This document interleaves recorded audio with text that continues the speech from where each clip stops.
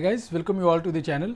आज का वीडियो आपके लिए बहुत ही इंपॉर्टेंट होने वाला है बिकॉज बहुत सारे लोगों का ये क्वेश्चन होता है कि सर मेंटेनेंस के केस में ऐसा क्या पूछा जाए वाइफ से कि वो अपने केस में खुद फंस जाए, अपने आंसर्स में खुद वो फंस जाए और जो झूठ बोल रही है वो कोर्ट के सामने सच्चाई निकल के आ जाए।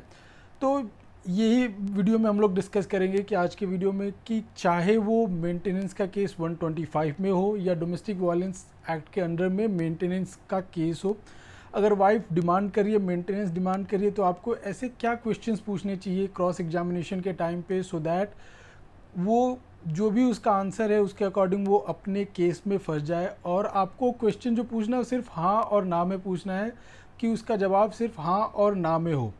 तो चलिए वीडियो को स्टार्ट करते हैं। वीडियो को स्टार्ट करने से पहले I would like to request, अगर आपने अभी तक चैनल को सब्सक्राइब नहीं किया तो please subscribe the channel and video को लाइक और शेयर करना ना भूलें। तो अब आता है जो आपके एडवोकेट होते हैं उनका मेन रोल आता है बिकॉज ऐसे टाइम पे एडवोकेट्स जो क्वेश्चंस करते हैं, अगर मरा हुआ भी केस है, अगर आपको लग रहा है कि मैं केस हार जाऊंगा, तो भी बहुत बार ये देखा गया कि क्रॉस क्वेश्चनिंग के टाइम पे, क्रॉस एग्जामिनेशन के टाइम पे जो आंसर्स होते हैं वाइफ के, उसमें वाइफ खुद के आंसर्स में फंस जाती है और मरा हुआ केस भी आप जीत जाते हैं क्रॉस एग्जामिनेशन के टाइम पे।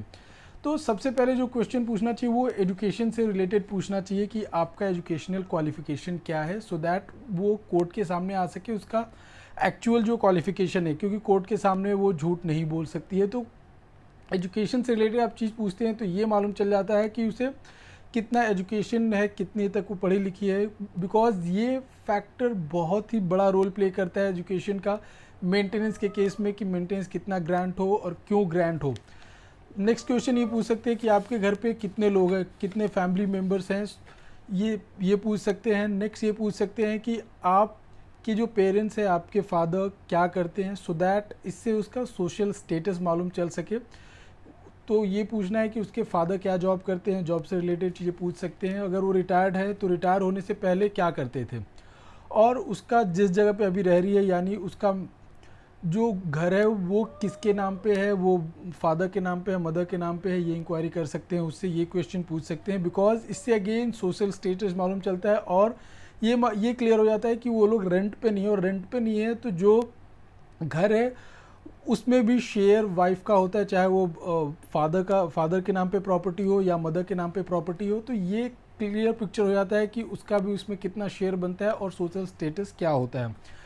नेक्स्ट क्वेश्चन ये पूछ सकते हैं कि अगर उसके भाई बहन हैं, छोटे हैं, तो वो क्या करते हैं, कौन से इंस्टीट्यूशन में पढ़ाई कर रहे हैं, अगर पढ़ाई कर रहे हैं तो। बिकॉज ये भी एक फैक्टर बहुत इंपॉर्टेंट हो जाता है, बिकॉज कभी कभी ये होता है कि जो उनके भाई बहन है वो अच्छे इंस्टीट्यूशन में पढ़ते हैं जिधर जो फीस है वो लाखों रुपए में होती है। तो ये अगेन एक रोल प्ले कर सकता है कि आप अपने पिटीशन में तो बोल रहे हो कि हमारे पास खाने तक का पैसा नहीं है, बहुत प्रॉब्लम है, तो हमें जल्दी से जल्दी मेंटेनेंस ग्रांट किया जाए। तो अगेन ये एक सच्चाई सामने बाहर आ सकती है।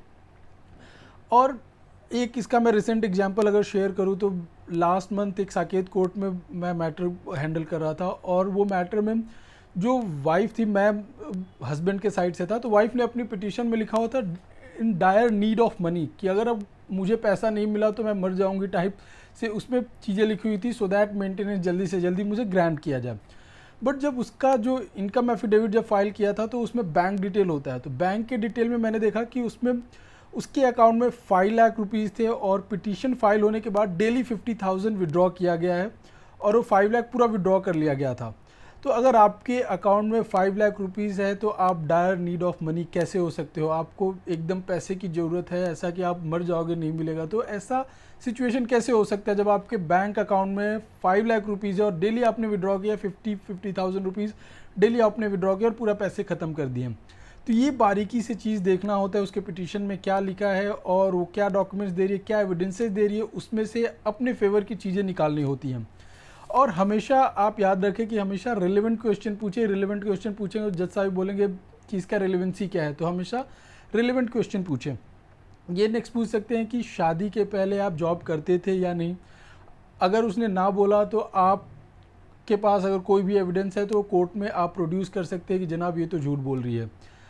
नेक्स्ट क्वेश्चन ये हो सकता है कि आपने शादी के बाद कोई जॉब किया था या नहीं किया था। तो अगर उसने जॉब किया था तो उससे सैलरी पूछ सकते हैं कि सैलरी कितनी थी, इससे ये निकल के आता है कि वो केपेबल है जॉब करने के लिए, आपकी जो वाइफ है केपेबल है जॉब करने के लिए। सो नेक्स्ट ये पूछ सकते हैं कि आपके पास कितने बैंक अकाउंट्स है, बिकॉज जो सुप्रीम कोर्ट के गाइडलाइंस के अकॉर्डिंग जो एफिडेविट देना होता है, इनकम एफिडेविट देना होता है, उसमें अगर वो बैंक डिटेल नहीं मेंशन है जो अब बोल रही है, और जो एफिडेविट में बैंक डिटेल्स थे अगर उसमें कोई भी लैकुना है, कोई भी कमी है, तो पॉइंट आउट कर सकते हैं। अगेन इस बेसिस पे उसका मेंटेनेंस नहीं मिलने के चांसेस हाई हो जाते हैं।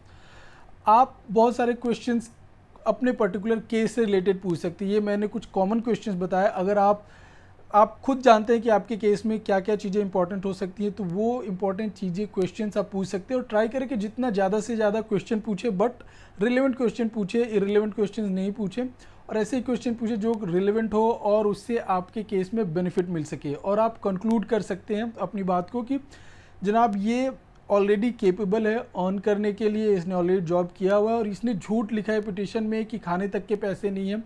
तो ये सारी चीज़ों को आप पिन पॉइंट कर सकते हैं और अपने केस में आपको हेल्प मिल सकता है।